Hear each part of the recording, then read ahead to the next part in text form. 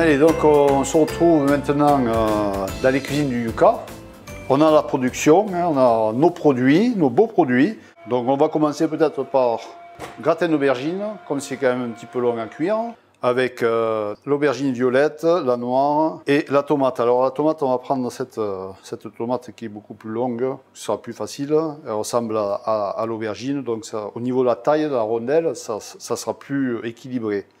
Et ensuite, avec cette belle tomate, on va faire le tartare de tomate avec un crumble de tomme de brebis. Alors là, on a déjà commencé à préparer l'appareil de crumble. Donc cet appareil, c'est simple, on mélange de la farine avec du beurre mou, de la tomme de brebis, de l'huile d'olive et un petit peu d'herbe, du thym. Et on va faire ça cuire pendant une douzaine de minutes au four à 170 degrés. Voilà. Donc ça déjà on peut le mettre au four. On va tailler l'aubergine finement. Comme ça on va pouvoir faire un beau dégradé de légumes. On va prendre également l'aubergine violette. Alors ça c'est le signe de qualité. Quand on a des beaux fruits, des beaux légumes comme ça, vous voyez, la tranche est bien pleine. Là, on le fera juste un petit peu dégorger avec un peu de sel. Mais quand elles sont jeunes comme ça, c'est presque pas la peine. Alors donc, on va tailler la tomate longue. Vous voyez là, les tranches, ce sera la même dimension, le même diamètre que nos aubergines. Donc ça va être plus facile à travailler. Donc ici, on va mettre un petit peu de sel, le poivre, avec le basilic que Didier m'a donné tout à l'heure, j'ai fait un petit pesto. Donc pesto, huile d'olive, un petit peu d'ail, un petit peu de parmesan ou de tome de brebis, puisqu'on parle de tome de brebis de nos montagnes. Et là, on va mélanger tout ceci pour le gratin d'aubergine.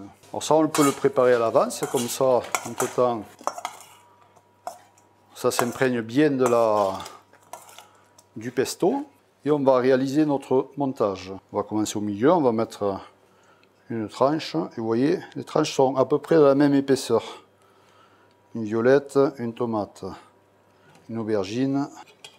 Au centre, on rajoute un petit peu en dessous pour avoir la même épaisseur partout, jusqu'à ce qu'on n'ait plus de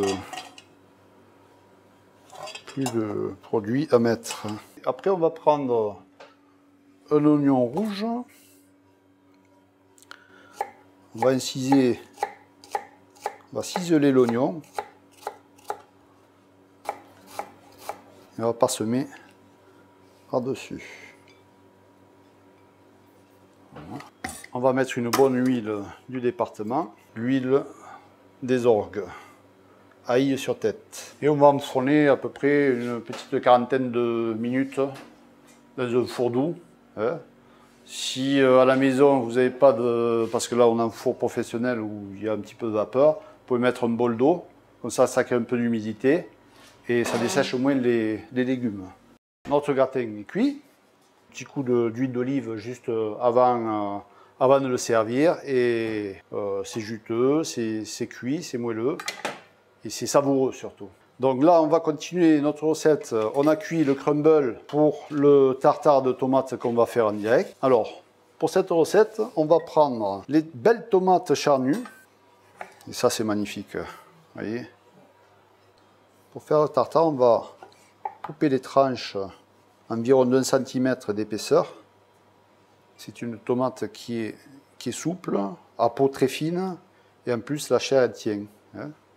Je m'en doutais qu'elle se prêterait bien à ce plat.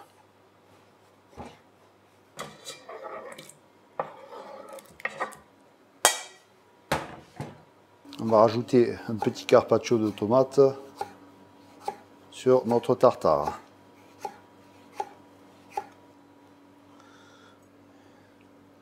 Ça va faire notre support. On va mettre de la fleur de sel dans les tomates. Alors on peut mettre une vinaigrette classique, mais là on va utiliser aussi le pesto qui est délicieux. Ah ben voilà, il y a Didier qui arrive justement. Et là j'étais en train d'expliquer donc qu'on fait le tartare de tomates, tu sais, avec les grosses tomates charnues, la noire de Crimée. Voilà, la noire de donc, Poyestre. Voilà, donc on a noire de Poyestre. On a préparé donc notre tartare et puis pour faire joli, tu vois, j'ai pris les tomates Cornu. à l'olivier, rappelle-moi le nom. Cornu du Landes. Voilà.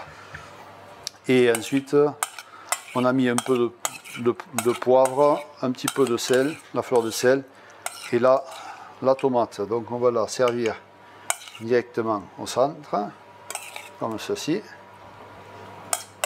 C'est très facile, c'est de saison. On va mettre un peu de feuilles de basilic par-dessus. Tu vois. Et par-dessus, on a cuit du crumble, le crumble de tomes de brebis. On va le mettre parsemé comme ça sur la salade. C'est très simple, c'est goûteux. Et on peut rajouter juste un petit peu de trait d'huile d'olive aussi, d'huile sur tête. Et c'est prêt à servir. Et bien maintenant on va goûter. On va goûter, ouais. Honneur à tes produits. Ouais. Ça donne le ton. Quand on parle de musique, ça donne le ton. Exactement. La cuisine tout en musique. On la garde cette recette? On la garde. Il faut chanter mes papilles. Voilà, exactement. La cuisine du Roussillon fait chanter les papilles.